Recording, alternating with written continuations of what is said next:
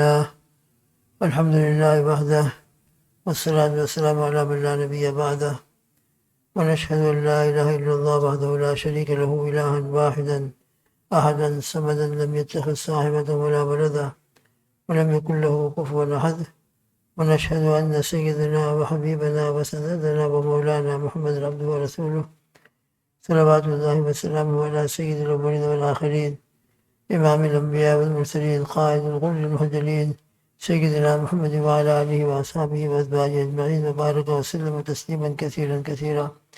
سبحانك لا علم لنا إلا ما علمتنا إنك أنت العليم الحكيم. اللهم انفعنا بما علمتنا وعلمنا ما ينفعنا. رب اشرح لي صدري ويسر لي أمري واحلل عقدة من لساني يفقهوا قولي. أما بعد فأعوذ بالله من الشيطان الرجيم. بسم الله الرحمن الرحيم. الحمد لله رب العالمين الرحمن الرحيم مالك يوم الدين إياك نعبد وإياك نستعين صدق الله العظيم. الحمد للہ رب العالمین، سب تعریف اللہ ہی کے لیے ہے جو رب ہے، پالنہار ہے سارے جہانوں کا. الرحمن الرحیم، بے حد مہربان، سب پر مہربان. الرحیم، نہایت رحم والا ہے. مالک یوم الدین، مالک ہے روز جزا کا، قیامت کے دن کا مالک ہے. ایاک نعبد، اے اللہ ہم تیری ہی عبادت کرتے ہیں. اے اللہ ہم آپ ہی کی عبادت کرتے ہیں. وَإِيَّاكَ نَسْتَعِينُ، اور تجھ ہی سے مدد چاہتے ہیں. آپ ہی کی عبادت کرتے ہیں اور آپ ہی سے مدد چاہتے ہیں. کل کی مجلس کے اندر ایاک نعبد کے بارے میں کچھ گفتگو ہوئی تھی، جس کا خلاصہ یہ ہے کہ عبادت کے معنی کیا ہے. وہ اگر ہماری سمجھ میں آ جائے تو انشاءاللہ بہت سارے ہماری زندگی کے مسئلے حل ہو جائیں گے، اور ہم اپنی حقیقت کو سمجھ کر اللہ کے سامنے جھکنے والے ہو جائیں گے. عبادت کی جو حقیقت بیان فرمائی علماء کرام نے، مفسرین کرام نے، کسی کی انتہائی تعظیم اور انتہائی محبت کی وجہ سے اپنی انتہائی عاجزی کو پیش کرنا اور فرما برداری کا اظہار کرنا. اور یہ بات متعین ہے کہ سب سے زیادہ قابل تعظیم ذات اللہ کے ہے. الحمدللہ رب العالمین الرحمن الرحیم مالک یوم الدین، ان تین آیتوں کے اندر رب کی معرفت ہے اور اللہ تعالیٰ کی صفات کا تذکرہ ہے. اور ان تینوں آیتوں اور پورے قرآن اور پورا دین اور شریعت کی جو باتیں ہم سنتے ہیں، اور نماز کی ابتدائی ہماری اللہ اکبر سے ہوتی ہے، اذان کے اندر اللہ اکبر ہوتی ہے. اللہ سب سے بڑے ہیں. دنیا کے اندر جتنی بھی کائنات کی مخلوقات ہم کو نظر آ رہی ہے، یہ بڑے بڑے آسمان، پہاڑ، سورج، چاند، ستارے وغیرہ وغیرہ، اور پھر بڑے بڑے انسان، اور انسانوں کے اندر سب سے مقدس درجے کے جو انسان ہیں انبیاء کرام علیہ السلام، وہ سب کے سب اللہ کے بندے ہیں، سب اللہ کی مخلوق ہیں، اور اللہ ان تمام سے بڑے ہیں. لہذا سب سے زیادہ قابل تعظیم ذات اللہ کی ہے. اور چونکہ ان کے انعامات ہر وقت ہم پر بارش کی طرح برس رہے ہیں، اور مشہور ہے الانسان عبد الاحسان، انسان جو ہے احسان کا بندہ ہوتا ہے. آپ کسی کے ساتھ ذرا سا احسان کر دیں، آپ کے ساتھ کوئی ذرا سا اچھا سلوک کر دے، آپ کے دل میں اس کی محبت پیدا ہو جاتی ہے کہ آڑے وقت یہ میرے کام آیا تھا، میں پریشان تھا، اس سے میری پریشانی دور کی تھی. اللہ کی قسم بتلائی، ہم مسجد میں بیٹھے ہیں، اللہ کے گھر میں، اللہ کی نعمتوں سے ہم ہر وقت فائدہ اٹھا رہے ہیں. کوئی تو ہمارے ساتھ تھوڑی دیر کے لیے اچھا معاملہ کرتا ہے اور تھوڑا سا معاملہ اچھا کر لیتا ہے، کچھ دے دیا، کچھ مدد کر دی، کچھ کر دی، وہ ہماری زندگی کے پرسنٹیج کے اعتبار سے 1% بھی نہیں ہوگا. جبکہ 100% اللہ تعالیٰ کی نعمتوں کو ہم استعمال کر رہے ہیں. تو اللہ کی محبت کتنی ہونی چاہیے. لہذا سب سے زیادہ محبت کے قابل ذات بھی اللہ کی ہے، اور سب سے زیادہ عظمت اور بزرگی کے قابل ذات بھی اللہ کی ہے. بس کسی کی انتہائی تعظیم اور انتہائی محبت کی وجہ سے اب ان کے سامنے اپنی انتہائی عاجزی کو ظاہر کرنا. جب قابل عظمت ذات ہے، سب سے بڑھ کر ہے، دنیا میں ہم دیکھتے ہیں ذرا کوئی بڑا آدمی آ جاتے ہیں ہم جھک جاتے ہیں، اور کوئی بڑا باس آ گیا تو اس کے سامنے بالکل ادب سے کھڑے ہو جاتے ہیں، بلکہ اور ذرا بڑا آ گیا تو زبان کھولنا مشکل ہو جاتا ہے۔ تو بتلائے اللہ کی قسم، اللہ سے بڑھ کر کوئی ہے؟ تو جو ہم دنیا کے بڑے لوگوں کی تعظیم کرتے ہیں، ان کے سامنے ادب سے کھڑے ہوتے ہیں، اپنی عاجزی کو پیش کرتے ہیں، انکساری ظاہر کرتے ہیں، تو اللہ سب سے بڑے ہیں، لہذا سب سے زیادہ عاجزی ان کے سامنے پیش کی جائے گی۔ یہی وجہ ہے کہ سجدہ اللہ کے سوا کسی کے لیے جائز نہیں، رکوع اللہ کے سوا کسی کے سامنے جائز نہیں ہے۔ یہ سجدہ اور عبادت، رکوع اتنی اہم ترین تعظیم اور اپنی عاجزی کے ظاہر کرنے کا یہ ایک عمل ہے کہ اس سے زیادہ انسان عاجزی ظاہر نہیں کر سکتا۔ سجدے میں پڑ گیا کوئی کہ اپنی ذات کو فنا کر دیا، اپنی ذات کو ختم کر دی، لہذا ایسی تعظیم یہ صرف اللہ ہی کے لیے ہو سکتی ہے۔ تو اپنی انتہائی تعظیم کو ظاہر کرنا، تو عبادت کے اندر نماز ہے، روزہ ہے، اور اسی طریقے سے دوسری عبادتوں کے اندر انسان اپنی عاجزی کو پیش کرتا ہے، اور نماز تو انتہائی درجے کی عظیم ہے۔ اس لیے ہمارے حکیم الاسلام حضرت قاری طیب صاحب رحمۃ اللہ فرمایا کرتے تھے کہ اگر عبادتوں کے اندر بھی سب سے زیادہ حقیقت میں عبادت کہی جائے تو وہ نماز ہے۔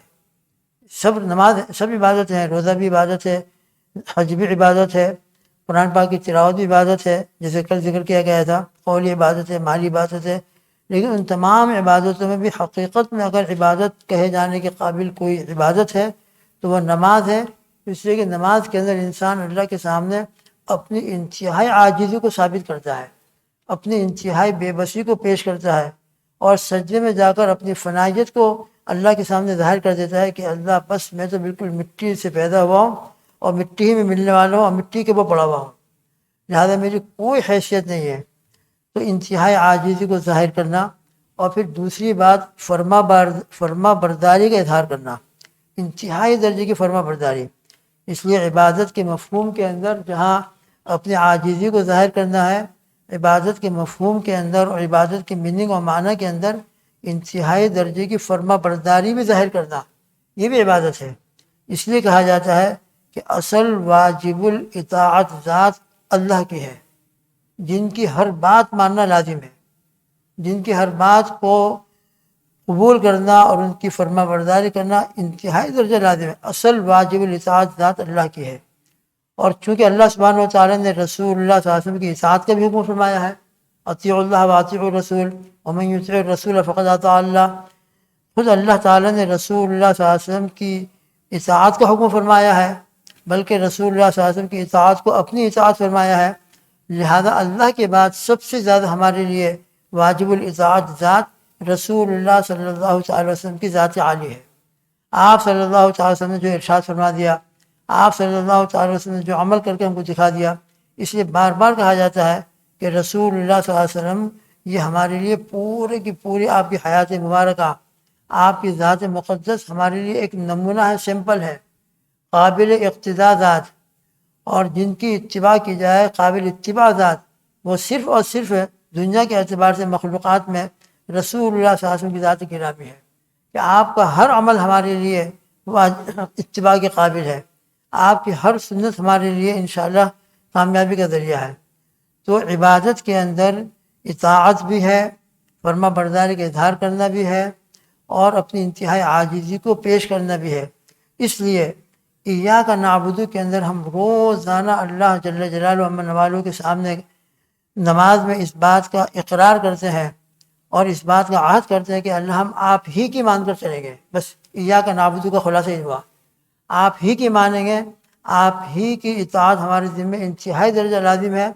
آپ کے خلاف اگر کوئی کچھ بھی کہے گا وہ واجب الاطاعت نہیں ہے، اس کی بات ماننا لازم نہیں ہے، بلکہ ماں باپ بھی کر کہیں، جیسے کہ کل بتایا گیا تھا کہ اللہ سبحانہ و تعالیٰ نے جن جن لوگوں کی اطاعت کو حکم دیا ہے، جیسے والدین کی اطاعت کا، اور وہ اولی الامر اطیعوا اللہ واطیعوا الرسول و اولی الامر منکم، کہ تم اللہ کی اطاعت کرو، اللہ کے رسول صلی اللہ علیہ وسلم کی اطاعت کرو، اور اولی الامر تمہارے اندر جو قابل احترام شخصیتیں ہیں، جن کو تم قابل احترام سمجھتے ہو، حاکم ہے، اللہ نے اس کو کوئی مقام دیا ہے، عالم ہے، اللہ سبحانہ و تعالیٰ نے اس کو کوئی عزت دی ہے، اس کی بات مانو، والدین کی بات مانو، لیکن اللہ کے سوا جن کی بات ماننا ضروری ہے وہ اسی وقت تک ہے جب تک کہ ان کی بات اللہ کے حکم کے خلاف نہ ہو، شریعت اور دین کے خلاف نہ ہو، اور جہاں دین اور شریعت کے خلاف بات آئے گی تو اب چاہے ماں باپ ہوں، چاہے کوئی دنیا کا بڑے سے بڑا انسان ہو، لا طاعۃ لمخلوق فی معصیت الخالق، پھر تو وہاں یہی کہا جائے گا کہ کسی بھی مخلوق کی اطاعت جہاں اللہ کی نافرمانی ہوتی ہے وہ نہیں کی جائے گی۔ اللہ کی نافرمانی کے اندر کسی بھی مخلوق کی اطاعت نہیں کی جائے گی۔ لہذا ہمارے ماں باپ ہوں یا ہمارا کوئی بڑے سے بڑا انسان ہو، وہ ایسی بات کہے جو اللہ کے حکم کے خلاف ہے، دین اور شریعت کے خلاف ہے، تو وہاں ان کی بات مانی نہیں جائے گی۔ تو ایاک نعبد کا خلاصہ یہ ہوا کہ انتہائی عاجزی ہم آپ ہی کے سامنے پیش کریں گے، رکوع اور سجدہ آپ ہی کے لیے کریں گے، ہماری تمام عبادت آپ ہی کے لیے ہیں، اور صرف آپ ہی کی مان کر زندگی گزاریں گے۔ آپ کے حکم کے خلاف اور آپ کے دیے ہوئے دین اور شریعت کے خلاف ہم کسی کی نہیں مانیں گے۔ تو ایاک نعبد کا خلاصہ یہ ہوا کہ ہم روزانہ اللہ کے سامنے اقرار کرتے ہیں کہ اللہ ہم آپ ہی کی مان کر غلامی کی زندگی اختیار کرتے ہوئے آپ کی غلامی والی زندگی بسر کریں گے، اور آپ کی ہر بات کو انشاءاللہ پوری کریں گے۔ تو دوست بزرگ، ہم روزانہ ایاک نعبد ایاک نعبد ایاک نعبد کہتے ہیں۔ اللہ کرے میرے اور آپ کی سمجھ میں ایاک نعبد آ جائے، ایاک نعبد کی حقیقت سمجھ میں آ جائے، تو پھر انشاءاللہ ہمارے لیے گناہ کرنا، اللہ کے حکم کو توڑنا اور اللہ کے حکم کی خلاف ورزی کرنا انشاءاللہ کبھی نہیں ہوگا۔ کیوں؟ اس لیے کہ ایاک نعبد کے خلاف ہے۔ ہم روزانہ اللہ کے سامنے ایاک نعبد کہہ رہے ہیں، اور اللہ کے سامنے اپنی غلامی کو ظاہر کر رہے ہیں کہ آپ ہی کی مان کر چلیں گے، آپ ہی کی عبادت کریں گے، اور ہم اپنے نفسی کی مان رہے ہیں، معاشرے کی مان رہے ہیں، رسم و رواج کی تابعداری کر رہے ہیں۔ کسی نے کوئی بات کہہ دی، فیشن پرستی، اس کے پیچھے چل رہے ہیں۔ کسی کا کوئی کام آ گیا، کسی کا کوئی عمل آ گیا، اور اس کے پیچھے ہم چلنا شروع کر دیں۔ یہ سب ایاک نعبد کے خلاف ہے، یہ سب کا سب ایاک نعبد کے خلاف ہے۔ لہذا ایاک نعبد ہمارے ذہن میں ہر وقت رہے، ہر وقت رہے۔ اللہ کرے مجھ کو بھی، اس لیے کہا جاتا ہے کہ نماز جس کی دل سے ہو جاتی ہے اور صفت احسان والی جس کو صفت حاصل ہو جاتی ہے، تو نماز سے مقصد کیا ہے؟ صفت احسان والی زندگی 24 گھنٹے میں حاصل ہو جائے، کہ ہر وقت اس کو اللہ کا دھیان نصیب ہو جائے، ہر وقت اس کو اللہ کا استحضار حاصل ہو جائے۔ جس طرح نماز کے اندر یہ یقین ہوتا ہے کہ میں اللہ کو دیکھ رہا ہوں، اور یہ یقین نہ ہو تو دوسرا یقین تو یقیناً ہے کہ اللہ مجھے دیکھ رہا ہے۔ تو صفت احسان والی صفت انسان کی 24 گھنٹے اور پوری زندگی پیدا ہو جائے، یہ نماز کا مقصد ہے۔ نماز سے یہ سکھایا جا رہا ہے، اور نماز کا یہ مقصد ہے کہ ہماری 24 گھنٹے کی زندگی، 12 مہینے کی زندگی اور پوری زندگی اللہ کی اطاعت، صفت احسان والی، مشاہدے والی، مراقبے والی، اللہ کی معیت والی، اللہ کی خشیت، اللہ کے تقوی والی ہو جائے۔ جب اللہ کی تقوی والی، خشیت والی ہو جائے گی، پھر انشاءاللہ ہم سے گناہ نہیں ہوگا، پھر اللہ کے حکم کی خلاف ورزی نہیں ہوگی، پھر ہم نفس کے بندے نہیں بنیں گے، کسی کی اطاعت نہیں کریں گے جو شریعت کے خلاف ہوگی، بس ہمیشہ اللہ کی اطاعت کریں گے۔ یہ ہے ایاک نعبد کا خلاصہ۔ پھر اس کے بعد ایاک نستعین کے اندر بھی زبردست مضمون ہے۔ ہم نے ایاک نعبد کے اندر اقرار کیا کہ اللہ آپ ہی کی مان کر چلیں گے، لیکن انسان دنیا کے اندر رہتا ہے، اپنے دل کا تقاضا، اپنے دل کا عہد، اپنے دل کا پکا ارادہ یہ ہے کہ اللہ میں آپ ہی کی مان کر چلوں گا، لیکن بسا اوقات بہت سی مرتبہ ایسا آتا ہے ہماری زندگی کے اندر، ایسے مواقع آتے ہیں کہ ہم اللہ کے حکموں کو پورا کرنا چاہتے ہیں، مگر ہمارے سامنے رکاوٹیں آ جاتی ہیں۔ کبھی رکاوٹ بیوی کی طرف سے آتی ہے، کبھی رکاوٹ بچوں کی طرف سے آتی ہے، کبھی رکاوٹ ہمارے ماحول، ہمارے معاشرے کی طرف سے آتی ہے، کبھی رکاوٹ رسم و رواج کی طرف آ جاتی ہے، کبھی رکاوٹیں کچھ قانون کی وجہ سے آ جاتی ہے۔ جیسے ہم روزانہ کیا کر رہے ہیں؟ صف میں کس طرح کھڑے ہو رہے ہیں؟ حالانکہ صف بندی کا صحیح طریقہ یہ تھا کہ کندھے سے کندھا ملا ہوا، درمیان میں گیپ نہ ہو، لیکن آج ہم مجبور ہیں، یہ رکاوٹ ہمارے لیے۔ تو اللہ کے حکموں کو ہم پورا کرنا چاہتے ہیں۔ اللہ ایاک نعبد کے اندر ہم نے اقرار کیا کہ اللہ ہم آپ ہی کی مان کر چلیں گے، لیکن اے اللہ آپ کے حکموں کو پورا کرنے میں بہت سی مرتبہ ہمارے سامنے رکاوٹیں آتی ہیں، تو اب ہم کیا کریں؟ تو ایاک نستعین کے اندر اس کا حل پیش کیا ہے۔ ایاک نستعین کے اندر رب ذوالجلال نے اس کا حل پیش کیا کہ تم نے ایاک نعبد کا اقرار کر لیا، اب تم کو میرے حکم کے پورا کرنے میں کہیں بھی رکاوٹ پیش آ جائے تو ایاک نستعین، اللہ سے مدد طلب کرو، مجھ سے مدد طلب کرو کہ اللہ یہ رکاوٹ سامنے آ گئی ہے، میں آپ کے حکموں کو پورا کرنا چاہتا ہوں لیکن بیوی رکاوٹ بن رہی ہے، میں آپ کے حکموں کو پورا کرنا چاہ رہا ہوں لیکن بیٹے اور اولاد رکاوٹ بن رہی ہے، میں آپ کے حکموں کو پورا کرنا چاہتا ہوں لیکن ماحول رکاوٹ بن رہا ہے، میں آپ کے لیے نماز پڑھنا چاہتا ہوں وقت پر جا کر، لیکن میں جس ماحول کے اندر رہتا ہوں، جس ماحول کے اندر میں ہوں، وہاں سے نکل کر جانا میرے لیے مشکل ہو رہا ہے، میں جاب پر ہوں، وہاں سے نکل کر کس طرح جاؤں؟ غرض ہے کہ اللہ کے حکم کو پورا کرنے میں جہاں بھی رکاوٹ پیش آ جائے تو ایاک نستعین کے اندر ہمارے رب ذوالجلال نے اس کا حل بتلایا کہ اب تم مجھ سے مدد طلب کرو، اب مجھ سے مدد طلب کرو کہ اللہ یہ رکاوٹ سامنے آ گئی، میں نماز پڑھنا چاہتا ہوں، ہمارے مسجدوں کے اندر گئے ہوئے، اللہ جلدی سے جلدی ایسا ماحول پیدا فرما دیجیے کہ ہم سنتوں کے مطابق مسجد میں آ کر، حالانکہ نماز میں ہیں ہم، اللہ آپ کے سامنے کھڑے ہیں مگر سنت کے خلاف کھڑے ہیں، حقیقت میں سب بندے کا جو اصول ہے اس کے خلاف ہم مسجد میں نماز ہم پڑھ رہے ہیں، یا اللہ ہم کتنے مجبور ہو گئے ہیں، اے رب ذوالجلال یہ ہماری اس مجبوری کو، اس رکاوٹ کو ختم فرما دیجیے۔ تو غرض ہے کہ اللہ کے جس حکم کو پورا کرنے کے اندر جہاں بھی رکاوٹ پیش آ رہی ہو تو ایاک نستعین کے اندر ہمارے رب ذوالجلال نے ہم کو ایک علاج بتلایا، ایک طریقہ بتلایا کہ تم فوراً میرے سے متوجہ ہو جاؤ، اس سے کہ تم کمزور ہو، تم ہر ایک کا مقابلہ نہیں کر سکتے، تم ہر ایک رکاوٹ کو اپنے توبہ دور کرنا چاہو تو تمہارے اندر یہ طاقت نہیں ہے، تمہارے اندر طاقت نہیں ہے، تم شیطان سامنے آئے گا، شیطان تمہارے دلوں کے اندر نامعلوم کیا کیا وسوسے ڈالے گا، ماحول سامنے آئے گا، ماحول تم کو خدا کے حکم کی خلاف ورزی کی طرف مائل کرنے کی کوشش کرے گا، رسم و رواج سامنے آئیں گے، نامعلوم کیا کیا چیزیں تمہارے سامنے رکاوٹیں بند کر آئیں گی۔ بس ایاک نستعین کے اندر رب ذوالجلال نے ہم کو اس بات کا علاج بتایا کہ بس تم فوراً میرے طرف متوجہ ہو، دل سے متوجہ ہو جاؤ اور میرے سامنے اپنے دعا کرنا شروع کر دو، دل میں دعا کرنا شروع کر دو کہ اللہ میں آپ کے حکموں کو پورا کرنا چاہتا ہوں، لیکن میرے لیے اس وقت یہ رکاوٹ ہے، میرے لیے یہ رکاوٹ ہے، آپ میری مدد فرمائیے۔ تو ایاک نستعین کا کیا مطلب؟ اے اللہ ہم آپ ہی سے مدد چاہتے ہیں۔ اب کس چیز میں مدد چاہتے ہیں؟ تفسیر کشاف میں لکھا ہے کہ یہاں پر کس چیز میں مدد چاہتے ہیں اس کو محذوف کر دیا، تو کیا مطلب نکلے گا؟ مطلب یہ نکلے گا کہ ہر چیز کے اندر ہم آپ کی مدد چاہتے ہیں، ہماری زندگی کے ہر مسئلے کے اندر۔ ابھی تو یہ بات تھی کہ اللہ آپ کی عبادت میں، آپ کے حکم کے فرما برداری میں جہاں بھی رکاوٹ پیش آ رہی اس میں ہم آپ کی مدد چاہتے ہیں، اس سے آپ آگے بڑھیے۔ اس سے آگے بڑھنے کے بعد ہماری زندگی کا جو بھی مسئلہ آ جائے، ہماری زندگی کا جو بھی حال پریشانی کا آ جائے، جو بھی ضرورت پیش آ جائے، بس ایاک نستعین کے اندر ہم اس بات کے اللہ تعالیٰ سے دعا کر رہے ہیں کہ اللہ ہم آپ ہی سے مدد چاہتے ہیں۔ انشاءاللہ پھر ذکر کیا جائے گا۔ غرض ہے کہ ایاک نعبد و ایاک نستعین، اس لیے بعض سلف صالحین نے فرمایا ہے کہ پورے قرآن کا خلاصہ سورہ فاتحہ ہے، اور پورے سورہ فاتحہ کا خلاصہ ایاک نعبد و ایاک نستعین ہے، پورے سورہ فاتحہ کا خلاصہ۔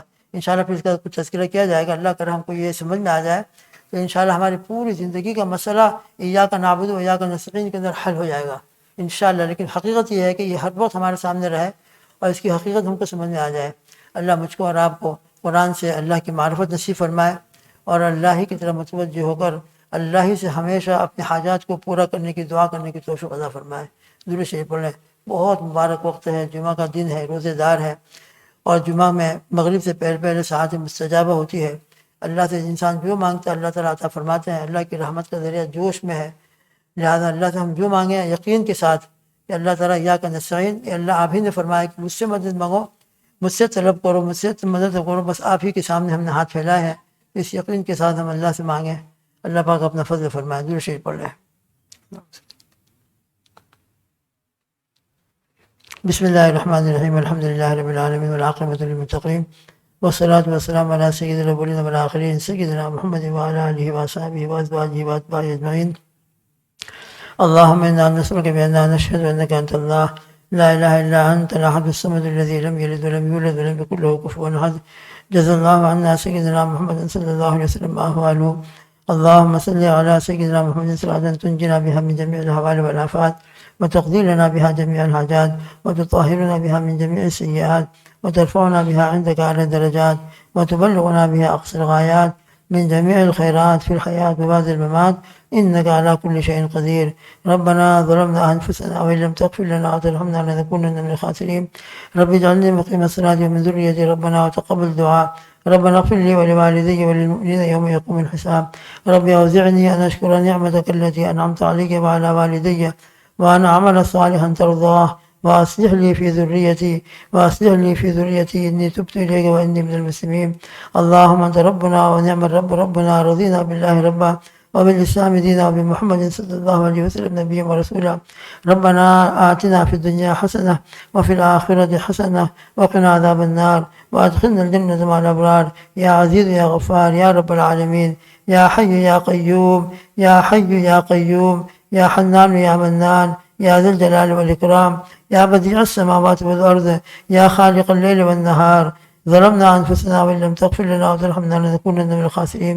اللهم يا أرحم الراحمين يا أرحم الراحمين يا أرحم الراحمين ارحمنا وارحم جميع أمة محمد صلى الله عليه وسلم. اللهم يا أكرم الأكرمين أكرمنا وأكرم جميع أمة محمد صلى الله عليه وسلم. اللهم يا فارج الهم فرج عنا وفرج عن جميع أمة محمد صلى الله تعالى عليه وسلم. اللهم اشف مرضى المؤمنين وارحم موتى المؤمنين. اللهم إنا نسألك حبك وحب من يحبك وحب عمل يقربنا إلى حبك. اللهم إنا نسألك حبك وحب رسولك سيدنا محمد صلى الله تعالى عليه وسلم. اللهم حبب إلينا الإيمان وزينه في قلوبنا وكره إلينا الكفر والفسوق والعصيان. اللهم إنا نسألك من الخير كله عاجله وآجله ما علمنا منه ما لم نعلم لنا ولجميع أمة محمد صلى الله عليه وسلم. اللهم إنا نعوذ بك من الشر كله عاجله وآجله. اللهم إنا نسألك خير الدنيا وخير الآخرة. اللهم إنا نسألك رضاك والجنة ونعوذ بك من غضبك وسخطك والنار. لا إله إلا الله لا إله إلا الله لا إله إلا الله. نستغفر الله نستغفر الله نستغفر الله ربنا من كل ذنب ونتوب إليك. نسألك الجنة ونعوذ بك من النار. اللهم إنك عفو كريم تحب العفو فاعف عنا وعن جميع أمة محمد صلى الله تعالى عليه وسلم.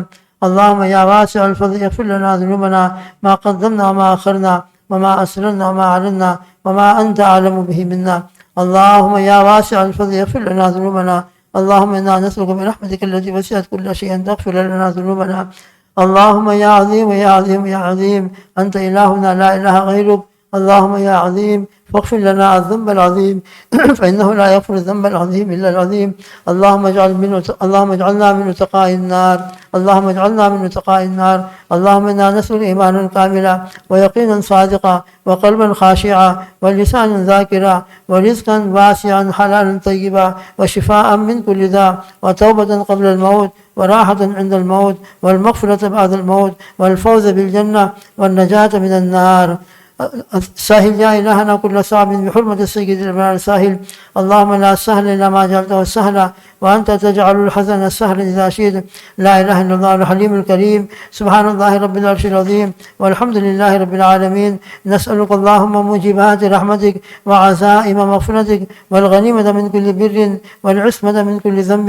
لا تدع لنا ذنبا إلا غفرته لا تدع لنا ذنبا إلا غفرته ولا هما إلا فرجته ولا دينا إلا قضيته ولا مريضا إلا شفيته ولا مبتلا إلا عافيته ولا حاجة من حوائج الدنيا هي لك رضا إلا قضيتها ويسرتها يا أرحم الراحمين.